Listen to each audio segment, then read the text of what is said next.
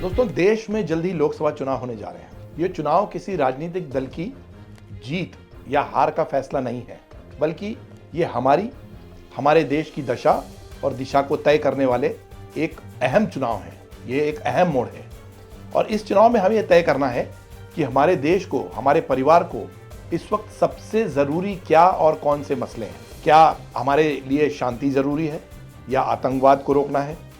हमारे लिए भाईचारा ज़रूरी है या तुष्टीकरण? आमजन की समस्याओं का निदान ज़रूरी है या झूठे वादों का भरोसा? एक मजबूत सरकार चाहिए या एक दूसरे के कंधों पर बैठने वाली कमज़ोर और भ्रष्ट सरकार? हमें ये सोचना है। ये आने वाला चुनाव तय करेगा और इसमें हमारी भूमिका बेहद अहम है। तो नमस्कार, आपका स्वागत है। मैं हूँ राजेंद्र शर्मा। आज हम बात कर रहे हैं कुछ राजनीतिक दलों की और उनसे जुड़े नेताओं की, जो जनता से बड़े बड़े वादे करते हैं लेकिन उन्हें पूरा नहीं करते।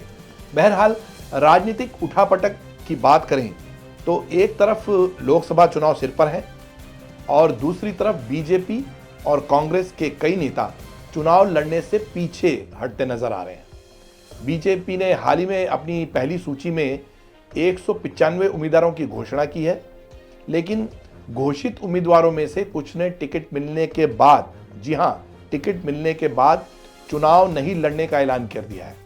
कई लोगों ने असमर्थता जताई है। जिन नेताओं को टिकट नहीं मिला है उन्होंने दुखी होकर दूसरे दल में जाने का मन बना लिया है। ये बातें भी सामने आ रही है। पहले बात करते हैं क्रिकेट स्टार और बीजेपी सांसद गौतम गंभीर की। गौतम गंभीर ने सबसे पहले चुनावी राजनीति से संन्यास लेने की घोषणा की और कहा कि वे क्रिकेट कोचिंग पर ज़्यादा ध्यान देना चाहते हैं, इसलिए लोकसभा चुनाव नहीं लड़ना चाहते। गौतम गंभीर के बाद जयंत सिन्हा ने भी व्यक्तिगत कारणों से लोकसभा चुनाव के मैदान से हटने की घोषणा की है। इन दोनों नेताओं के बाद एक और चौंकाने वाली जो खबर आई है वो है भोजपुरी स्टार और गायक पवन सिंह की। पवन सिंह से भी ने भी लोकसभा चुनाव लड़ने से इनकार किया है, अपनी असमर्थता जताई है। उनको पश्चिम बंगाल के आसनसोल से बीजेपी ने शत्रुघ्न सिन्हा के खिलाफ उम्मीदवार घोषित किया था, लेकिन टिकट मिलने के बाद पवन सिंह ने चुनाव लड़ने से इनकार कर दिया। उन्होंने कहा कि वे आसनसोल से चुनाव नहीं लड़ सकते। ऐसा जानकर बताते हैं कि इसके पीछे उनके गाए हुए कुछ अश्लील और विवादास्पद गाने हैं। उनके नाम की घोषणा होने के बाद कांग्रेस ने अपने सोशल मीडिया पर उनका गाना सौतीन बंगलिया बजाना शुरू कर दिया और इससे पवन सिंह जो है उनको काफ़ी उनकी इमेज को धक्का लगा। ऐसा उनका कहना है कि, और इसके अलावा तृणमूल कांग्रेस ने भी पवन सिंह के गाए हुए जो गाना है कलकतिया राजा को खूब प्रचारित किया है और टीएमसी का यह आरोप है कि पवन सिंह के गानों में महिलाओं का अश्लील चित्रण है। तो इस सब के बाद पवन सिंह ने चुनाव लड़ने से मना कर दिया। वो कतरा रहे हैं एक तरह से। एक और उम्मीदवार हैं उत्तर प्रदेश की बाराबंकी सीट से बीजेपी के सांसद उपेंद्र सिंह रावत, जिन्हें पार्टी ने फिर से टिकट दिया है, लेकिन एक कथित अश्लील वीडियो के सोशल मीडिया में आने के बाद वे चुनाव लड़ना नहीं चाहते। उनका कहना है कि चुनाव के दौरान उनकी छवि को नुकसान पहुंचाने के लिए आर्टिफिशियल इंटेलिजेंस और डीप फेक जैसी टेक्नोलॉजी का इस्तेमाल करके उनके अश्लील वीडियो बनाए गए हैं।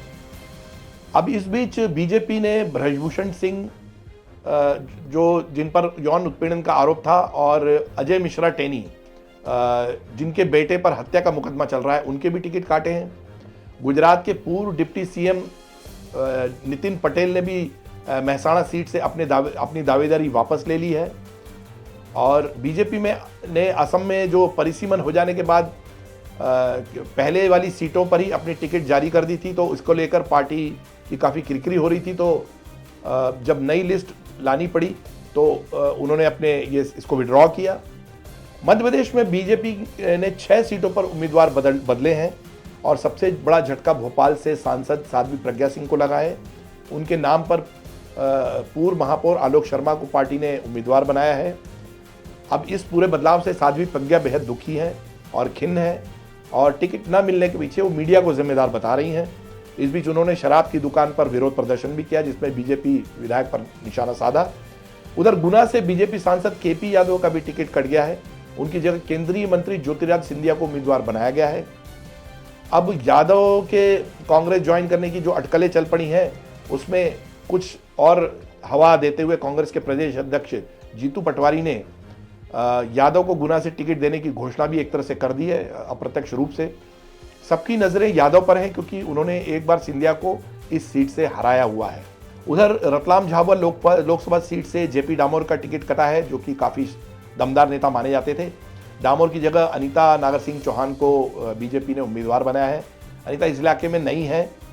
झाबुआ रतलाम जो लोकसभा सीट है वो बेहद संवेदनशील है और यहाँ बारी बारी से कांग्रेस और बीजेपी के उम्मीदवार जीतते रहे हैं। कभी कांतिलाल भूरिया थे, कभी दिलीप सिंह भूरिया थे। तो कांग्रेस इस मौके को गंवाना नहीं चाहती।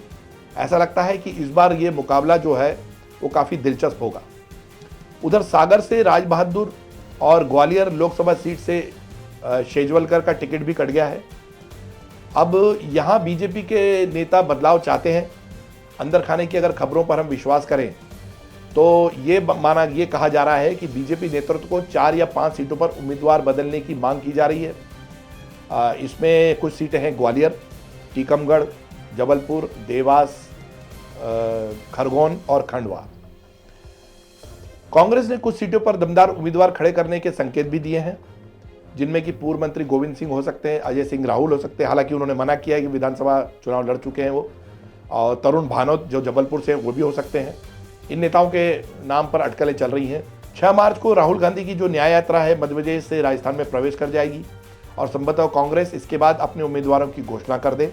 फिलहाल ऐसा लग रहा है कि 400 पार का जो नारा दिया है बीजेपी के नेताओं ने, वो थोड़े से ओवर कॉन्फिडेंट नजर आ रहे हैं, क्योंकि 400 पार की बात तो हो रही है लेकिन उम्मीदवारों को लेकर थोड़ा अंदरूनी खींचतान अभी जारी है। इसके पीछे एक बड़ी वजह यह है कि बीजेपी का नेतृत्व प्रधानमंत्री मोदी कर रहे हैं, इसलिए 400 पार का नारा दिया जा रहा है और मोदी को जनता का भरपूर समर्थन मिल रहा है। मोदी के नाम पर चुनाव जीता है, इसलिए बीजेपी के नेता भी आश्वस्त हैं। मध्य प्रदेश में कांग्रेस ने 12 से 13 सीटें जीतने का दावा किया है। कमलनाथ ने खुद इसकी घोषणा की, जबकि बीजेपी सभी 29 सीटों पर जीत का दावा कर रही है। यह कह रही है कि छिंदवाड़ा भी बीजेपी जीत लेगी। हर जिले में कांग्रेस के नेता बीजेपी को हराने की शपथ ले रहे हैं और बीजेपी भी पूरी तरह से चुनावी मोड में उतर चुकी है। उसने जो है कई तरह की अपनी चुनावी यात्राएं शुरू की हैं। तो ऐसे में ये देखना बहुत दिलचस्प होगा कि ये मुकाबला किस तरफ रुख करेगा और आने वाला चुनाव लोकसभा का मध्य प्रदेश में, देश में बीजेपी और कांग्रेस फेवर में कितनी सीटें जनता देती है, ये देखना बहुत अहम, महत्वपूर्ण और दिलचस्प होगा। आपको ये कार्यक्रम कैसा लगा? इस मुद्दे पर अगर आपकी कोई राय है तो हमें ज़रूर लिख भेजिए और इसी के साथ सब्सक्राइब और लाइक का बटन जरूर दबाइए। बहुत बहुत धन्यवाद।